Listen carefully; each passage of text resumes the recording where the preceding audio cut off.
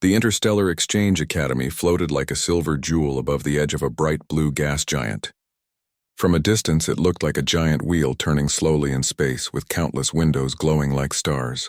Inside, thousands of students from across the galaxy lived, studied, and trained together. It was the most famous academy in known space, where the best minds from different civilizations came to learn side by side. Among them was a human named Ethan Wells. He was 17 years old, with dark hair, thoughtful eyes, and a quiet nature. Compared to the tall reptilian warriors with shining scales or the insectoid thinkers who could solve equations in seconds, Ethan often felt small and ordinary. In truth, humans were not seen as remarkable in the galaxy. They were neither the strongest, nor the fastest, nor the most intelligent. Other species often whispered that humans were lucky to even be invited. Still, Ethan worked hard every day. He attended lectures on quantum navigation, galactic history, and alien biology. He practiced his assignments late into the night, sometimes falling asleep at his desk. But when his brain grew tired from formulas and data, he had one habit that gave him peace. He drew. Using simple charcoal sticks his mother had given him before he left Earth, he sketched stars, planets, and whatever came into his mind. To him, drawing was not just a hobby. It was a way to make the universe feel alive and personal. One evening after a long day of classes, Ethan sat in his small dorm room. The room was neat and simple. A bed against one wall, a desk by the window, and shelves stacked with data pads. Outside the wide glass panel, he could see the swirling storms of the gas giant below. The sight was beautiful, but also lonely. Sometimes Ethan missed Earth, where the stars were far away and not right outside your window. He pulled out his sketchbook and began drawing. Tonight, he worked on an image of the nebula they had studied in astronomy class. He shaded the swirls of dust and light, giving them a soft glow that seemed to breathe on the page. His hand moved quickly, almost without thinking, as if he could feel the nebula's spirit. Then he heard the sound of his door sliding open. Startled, Ethan looked up. Standing in the doorway was Xyrix, one of his classmates. Xyrix belonged to a crystalline species known as the Krylons. Their bodies were made of smooth, translucent crystal, with glowing lines that pulsed like veins inside them. Their faces did not change like humans, but their colors shifted with emotion. Most of the time, Xyrix glowed a calm blue-white. "Oh, sorry," Xyrix said, their voice ringing like soft bells. "I thought this was the study room. I did not mean to intrude." Ethan blinked, surprised. "No problem," he said politely. "This is my dorm, though." Xyrix turned as if to leave, but then they stopped. Their glowing eyes had fallen on the sketchbook lying open on Ethan's desk. They froze in place. The light inside their crystal body flickered, shifting from blue to pale green, a sign of confusion. "What is that?" Xyrix asked slowly, stepping closer. Ethan hesitated. "It's just a drawing, something humans do. It's not important." But Xyrix did not move away. They leaned over the desk, staring at the nebula drawn in charcoal. Their crystal surface reflected the black and gray lines, making the image appear to float within them. For a long time, Xyrix said nothing. Ethan felt embarrassed. Most aliens at the academy dismissed human habits like art, music, or jokes as useless. They valued logic, numbers, and facts. He expected Xyrix to laugh or call it a waste of time. Instead, the alien whispered, "It feels strange. I have studied thousands of nebulae and data archives. I can recall their structures in perfect detail." "But this is different," Ethan frowned. "Different how?" Xyrix's glow shifted again, this time to a faint gold. "When I look at your drawing, I feel something. A warmth I cannot name. My people do not feel in this way. It is illogical." And yet, they trailed off, still staring. Ethan's heart skipped. No alien had ever reacted to his art like this before. "It's just how I see it," he explained softly. "When humans draw, we don't only copy shapes. We try to show how it feels. Maybe that's why it looks different." Xyrix stood in silence. For a species built on logic, admitting confusion was rare. Yet here they were, frozen in front of something as simple as a sketch. At last, Xyrix straightened. "I did not know humans could create this. It is beyond numbers, beyond memory." Ethan shrugged, trying to hide his surprise. "Well, it's just a hobby. Nothing special." But Xyrix shook their head, the light inside them glowing brighter. "No, it is special. More than you understand." Without another word, the alien turned and left the room, leaving Ethan staring after them in confusion. The door slid shut and the quiet hum of the station returned. Ethan sat back in his chair looking at his sketchbook. He wondered why Xerix had reacted so strongly. To him it was just a simple drawing. But maybe, just maybe, there was something in the way humans saw the universe that others could not. That night, Ethan could not sleep. He kept thinking about the look in Xerix's glowing eyes, about the strange silence that had filled the room. For the first time since he had arrived at the academy, he wondered if being human might mean more than he realized. The next morning, Ethan entered the academy's main hall for class. The hall was massive, with floating holoscreens and long rows of seats designed for many different body shapes. Some seats were filled with reptilian warriors with shining scales, others with insectoid students tapping their mandibles as they solved equations. Above, a group of feathered species hovered lightly in the air, whispering to one another. Ethan felt small among them, as he often did. He kept his sketchbook hidden in his bag, not wanting others to see it. Humans were already looked down on as one of the weakest species. He didn't need anyone laughing at his art. But as he slid into his seat, he noticed Xerix already waiting nearby. The crystalline alien gave off a faint golden glow, something unusual for their species. Normally, Krylons only showed calm blue or silver light. Ethan guessed Xerix was still thinking about the drawing from last night. During the lecture, their instructor, a tall insectoid with 6 eyes, spoke about advanced navigation. The class was assigned a group project: design a theoretical spacecraft that could travel through a volatile star cluster. The students immediately began forming groups, each filled with strong personalities from different species. Ethan hesitated, wondering who would even want him in their group. Before he could decide, Xerix walked over. "You will join me," they said simply. Their voice rang like clear bells. Ethan blinked in surprise. "Me? Are you sure?" "Yes," Xerix said. "I want to see how you think." Others stared at the pair as they sat down together. For a Krylon to choose a human partner was unusual. Whispers spread across the hall. Ethan felt uneasy, but he couldn't say no. They began working. Xerix immediately pulled up star maps, calculating distances, gravity wells, and energy fields. Their glowing fingers moved across the hollow screen with perfect precision. But when it came to designing the actual ship, Xerix paused. "This structure," Xerix said, showing the star cluster, "cannot be passed with logic alone. No pattern is stable enough. My calculations end in failure." Ethan studied the map. He could see the shifting energy fields twisting around like storms. He remembered something his grandfather once said about sailors on Earth. When the sea does not obey, you must read the wind, not the map. Maybe you're looking at it too straight. Ethan suggested carefully. What if the ship doesn't resist the storms? What if it rides them like a surfer rides a wave? Xerix tilted their head. Ride the storms? That is reckless.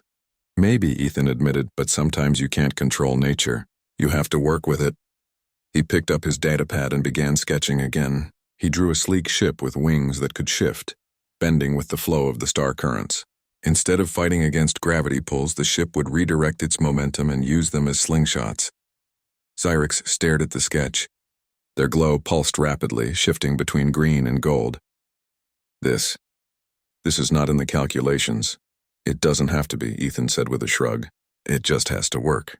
When they presented the idea in class, other students laughed. The reptilian warriors scoffed, saying it was foolish. The insectoid thinkers clicked their mandibles in disbelief, calling it irrational. But Xerix surprised everyone. This design is valid, they said firmly. The logic is incomplete, but the pattern feels true. The hall grew silent. Everyone knew Krylons never defended ideas without proof. For Xerix to support a human's irrational plan was unheard of. After class, Ethan turned to them. Why did you defend me? Xerix's crystal surface shimmered faintly. Because when you speak, I feel something my logic cannot explain. Your designs are not numbers, yet they move me. I must understand why. In the days that followed, Xerix began visiting Ethan more often. At first, it was only to see his drawings. But soon they asked questions about human habits. Why do you make sounds when there is no purpose? Xerix asked one evening. Ethan chuckled. You mean humming? Humans do it when they're thinking or bored. I tried, Xerix said, producing a strange vibrating tone. It feels odd, but pleasant. Another time, Xerix asked about laughter. Ethan told them a simple human joke. Xyrix didn't understand at first, but when Ethan explained why it was funny, Xyrix made a strange sound, half hum, half chime. That was their version of laughter. Soon, Xyrix even tried to draw, holding the charcoal awkwardly in their crystal fingers. Their lines were sharp and stiff, but they kept trying. Ethan encouraged them. "It's not about perfection," he explained. "It's about feeling." Other students began to notice. They whispered when Xyrix hummed in class or laughed softly at Ethan's words. They watched in confusion as the usually cold, logical Creolon started behaving in unusual ways. Some found it amusing, others found it disturbing. For Ethan, it was both strange and wonderful. He had always felt invisible at the academy, but now he realized something was changing. His presence was no longer ignored. His human ways, once dismissed, were beginning to matter, at least to one alien. One evening, as they worked on their project, Xyrix paused. Their glow dimmed to a soft blue. "Ethan, my people believe emotion is weakness. We are trained to suppress it. But since meeting you, I cannot stop feeling. Is this what it means to be human?" Ethan looked at them thoughtfully. "Being human means feeling, yes. It means laughing, crying, imagining. It's not weakness. It's part of what makes us strong." Xyrix studied him for a long moment, their crystal surface catching the starlight from the window. "Then perhaps humanity is not what we thought." Ethan smiled faintly, though he wasn't sure what it meant yet. He only knew one thing.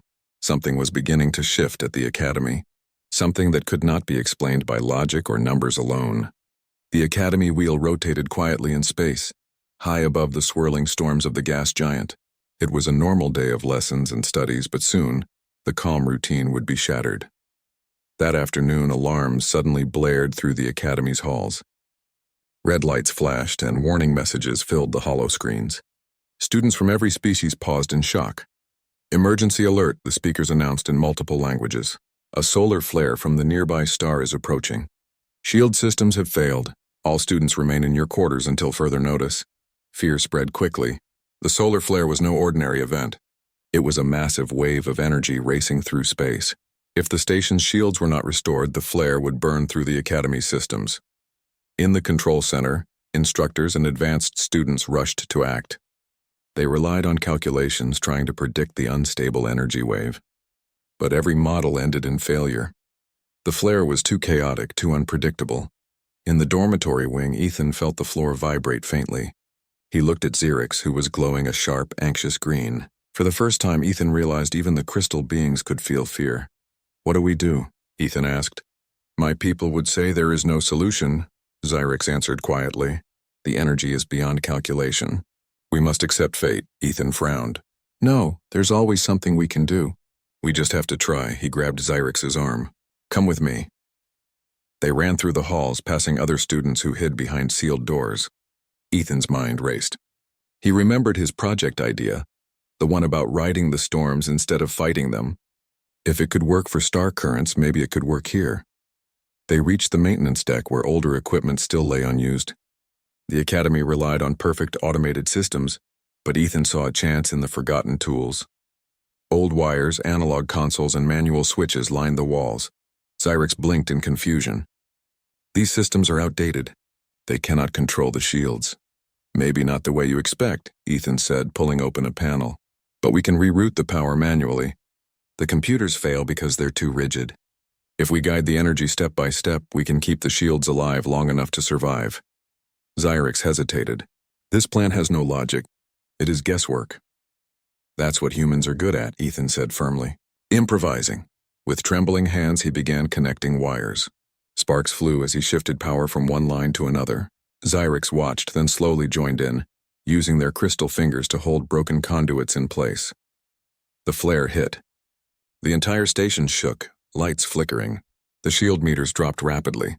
Students screamed in distant corridors. "Now," Ethan shouted. "Switch to the manual relays." Xyrix obeyed, their glowing hands pressing multiple switches at once. Energy surged through the old systems. The shields flickered but did not collapse. "Again!" Ethan cried, moving to the next panel. He had no time for calculations. He was relying only on instinct, memory, and courage. Each decision was a risk, but he trusted his gut. The shields bent under the solar storm, glowing bright white, but they held. The old analog systems redirected power in ways the main computer never would have allowed. Finally, after long minutes of chaos, the flare passed. The alarm slowed, then stopped. The shield meter steadied. The academy was safe. Ethan collapsed against the wall, sweat on his forehead. Xyrix stood beside him, their entire body glowing with bright golden light, their version of awe. "You did it," Xyrix said softly. "We did it," Ethan corrected, breathing hard. Later, the academy gathered in the main hall. Instructors praised the students who had helped. But when the truth came out, that a human had led the effort, the hall fell silent. Many could not believe it. Reptilian warriors, insectoid thinkers, even energy beings, all looked at Ethan with new eyes. The head instructor, an ancient scholar with 6 glowing eyes, stepped forward. "Ethan Wells, you saved this academy with your courage and imagination. Where our systems failed, your human instincts succeeded. You have shown us all a truth we forgot. Not all strength is found in numbers or power. Sometimes strength lies in creativity." The hall erupted in mixed voices. Some clapped. Some buzzed or chimed. Even those who had once mocked humans now looked at Ethan with respect. Beside him, Xyrix spoke clearly. "When I first saw Ethan's drawing, I felt something I could not name. Today I understand. Humanity sees the universe in ways we cannot. They may be small in body, but their spirit is vast. Their imagination is their power." Ethan's cheeks flushed, but he held his head high. For the first time, he no longer felt invisible. After the assembly, Xyrix followed Ethan back to his room. The human sat at his desk, pulling out his sketchbook once again. "What will you draw now?" Xyrix asked. Ethan smiled faintly. "This time, I'll draw us, you and me, side by side. Because today proves something. We're stronger together." He began to sketch, the lines forming slowly on the page. Xyrix leaned closer, watching with quiet fascination. As the drawing took shape, Ethan realized that this moment was bigger than just him. A single sketch had started it all, a simple human habit that opened a door no one expected. Maybe the galaxy would never see humans the same way again. And maybe that was the beginning of something greater.